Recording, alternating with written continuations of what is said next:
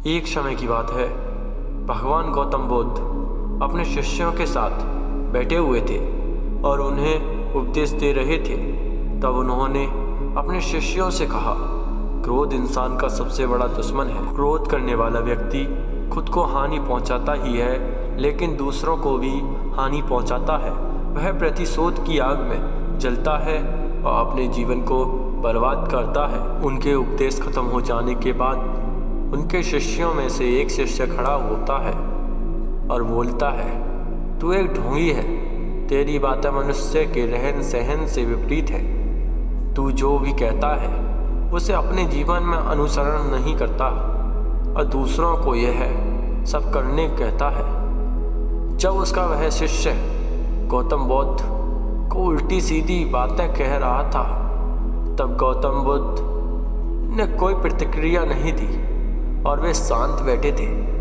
लेकिन ऐसे में वह व्यक्ति और भी ज़्यादा गुस्सा हो गया और गुस्से में आकर उसने गौतम बुद्ध के मुंह पर थूक दिया। इसके बाद भी महात्मा गौतम बुद्ध को गुस्सा नहीं आया और वे शांत थे। उन्होंने अपने चेहरे से थूक को पोंछा और वह चुपचाप बैठ गए। यह सब देख उस शिष्य को समझ नहीं आया कि वह क्या करे। गुस्से में आकर वह उस जगह को छोड़कर चला गया और अगले दिन अपने घर पहुंचा। जैसे ही वह अपने घर पहुंचा, तब तक उसका दिमाग शांत हो चुका था। दिमाग के शांत होते ही उसे इस बात का एहसास हुआ कि उसने कितनी बड़ी गलती की है। उसे पाप हुआ है। वह खुद को मन ही मन कहने लगा, यह मैंने क्या कर दिया। मैंने महात्मा बुद्ध का अपमान किया है। ऐसा पाप मैं कैसे कर सकता हूँ। मैंने बहुत बड़ी गलती कर दी। मुझे जाकर उनसे माफ़ी मांगनी होगी। यह कहकर वह तुरंत ही गौतम बुद्ध के पास चला गया, लेकिन गौतम बुद्ध उस स्थान पर नहीं थे।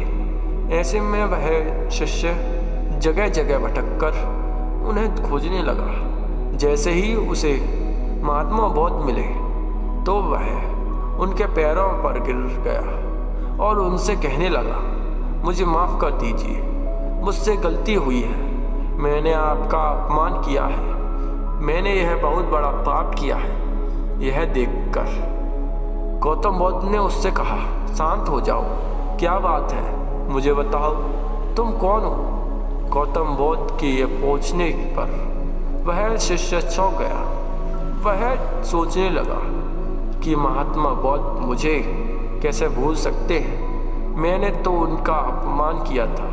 यह सोचकर उसने महात्मा बुद्ध से पूछा, मैं वही शिष्य हूँ जिसने आपका कल अपमान किया था और आप इतनी जल्दी मुझे भूल गए। हमें कल की बातों को कल में ही छोड़ देना चाहिए।